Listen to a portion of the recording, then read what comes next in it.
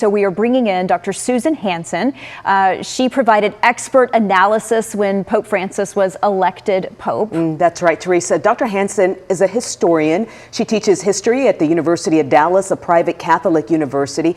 Dr. Hanssen, thank you for making time for us. We know you and the university are praying for Pope Francis tonight. Certainly. The University of Dallas has a very special connection to the papacy. It is a Catholic university, and it's a Catholic university that has a campus in Rome.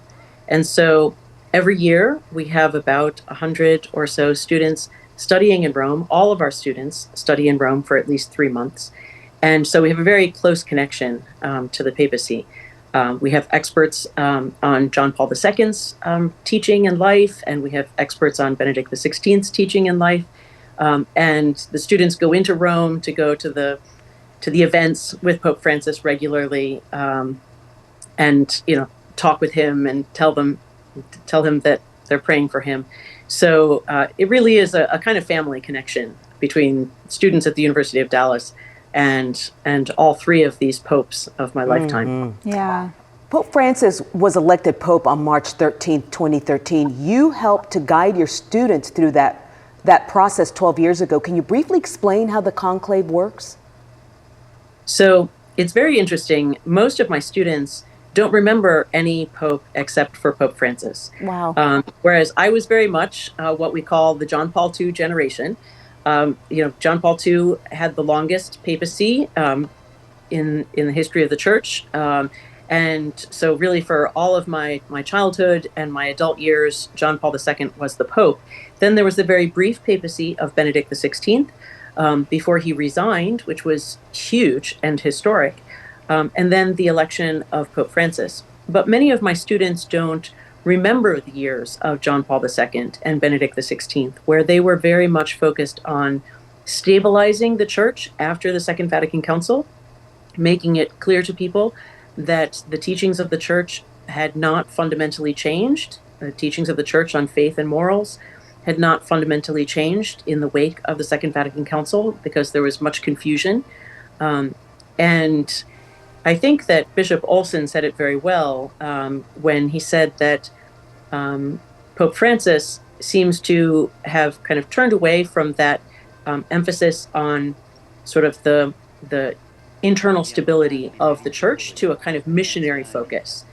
And his first visit to the United States in 2015 was in order to canonize, to raise to the altars, as we say, Saint Junipero Serra, the great missionary of the Catholic missions in California.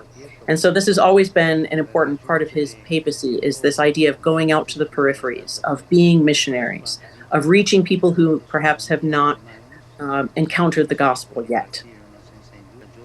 We've talked a bit about the role that former Dallas Bishop Cardinal Kevin Farrell will be playing. He was elevated to Camerlengo about 6 years ago.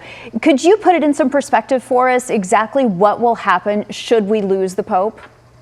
Right. So within a couple of weeks, all of the cardinals from all over the world, and of course the Catholic Church is, from a historical perspective, the oldest and largest institution in world history. And so cardinals, about 150 cardinal electors, will go to Rome, and they will elect a new pope under the guidance of the Holy Spirit. And I remember that everyone pretty much knew that Benedict XVI was kind of John Paul II's hand-picked successor. And so they didn't expect the conclave to take very long. And in fact, it only took 2 votes. Or 2 days. 2 days and 2 votes, right? So there's 2 rounds of votes, and you see gray smoke if they have not yet right. If they have not yet elected a pope, and white smoke means that they have elected a pope.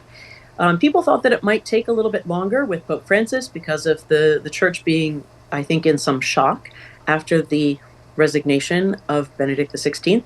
But again, it only took 2 days.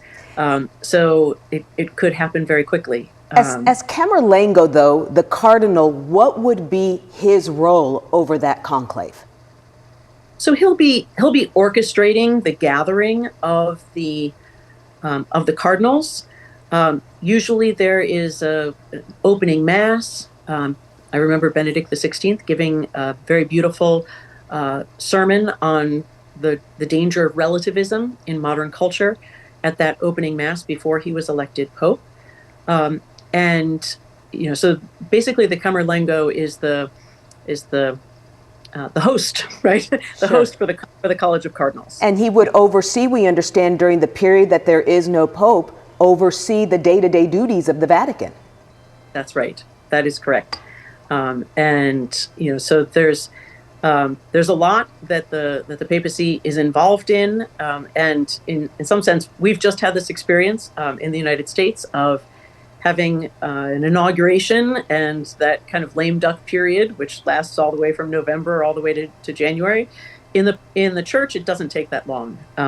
It's not going to take months and months.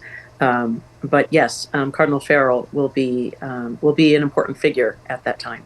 And we know he is still deeply involved with the University of Dallas. Yes, when he was bishop, he was the chancellor of the university. So the local bishop is always the chancellor of the university. And right now, our administrative building is named Farrell Hall after him. And he also helped to take care of a number of important meetings on the mission to families in the church over the course of those years. Well, we know that you are praying for Pope Francis, as we stated at the beginning of this interview. Dr. Hanssen, as we wrap, what do you believe has been the Pope's impact, in your opinion?